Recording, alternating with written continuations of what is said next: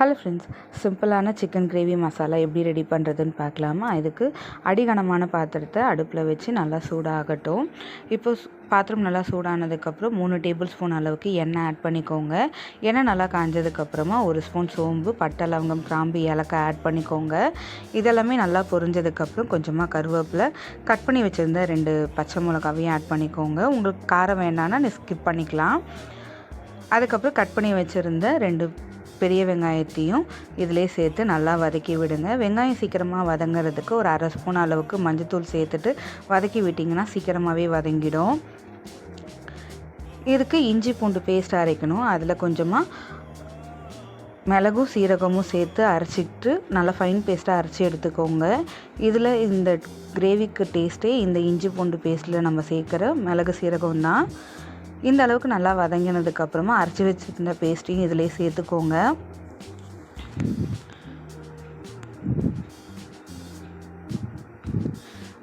அதோட பச்சை வாசனையெல்லாம் போனதுக்கப்புறமா கட் பண்ணி வச்சுருந்த 2 தக்காளியும் இதிலேயே நல்லா சேர்த்து வதக்கி விட்டுக்கோங்க. இந்த அளவுக்கு நல்லா குழஞ்சி வெந்ததுக்கப்புறமா க்ளீன் பண்ணி வச்சுருந்த 1 கிலோ சிக்கனை நான் இதில் ஆட் பண்ணிக்கிறேன்.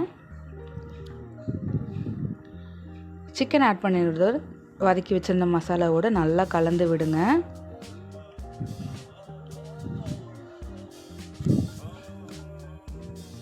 சிக்கன் நல்லா வதங்கினதுக்கப்புறமா குழம்புக்கு தேவையான அளவுக்கு கரம் மசாலா, 2 டேபிள் ஸ்பூன் அளவுக்கு சிக்கன் கிரேவி மசாலா, அதுக்கப்புறம் 1 ஸ்பூன் அளவுக்கு தனி மிளகாத்தூள், 2 ஸ்பூன் அளவுக்கு நான் வீட்டு மிளகாத்தூள் ஆட் பண்ணியிருக்கேன். அதுக்கப்புறம் குழம்புக்கு தேவையான அளவுக்கு உப்பு சேர்த்து நல்லா வதக்கி விடுங்க.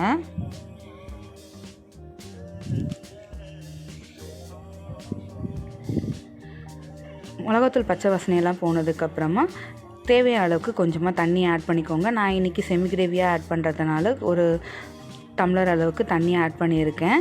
இப்போ மூடி போட்டு ஒரு 10 நிமிஷம் வரைக்கும் கொதிக்க வச்சிங்கன்னா சிக்கன் முக்கால்வாசி கிட்ட வெந்துட்டுருக்கும்.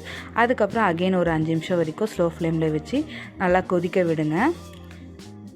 இறக்கிறதுக்கு முன்னாடி கொஞ்சமாக கொத்தமல்லி தழை தூவி இறக்குனிங்கன்னா சூப்பரான டேஸ்ட்டில் சிக்கன் கிரேவி மசாலா ரெடி ஆகிடுச்சு. நான் இது சாதத்தோடு வச்சு சாப்பிடவும் நல்லாயிருக்கும், இட்லி தோசையோடு வச்சு சாப்பிட்றதுக்கும் நல்லாயிருக்கும். ட்ரை பண்ணி பார்த்துட்டு எப்படி இருந்ததுன்னு சொல்லிட்டு சொல்லுங்கள். நெக்ஸ்ட் வீடியோவில் பார்க்கலாம். அது வரைக்கும் பாய்.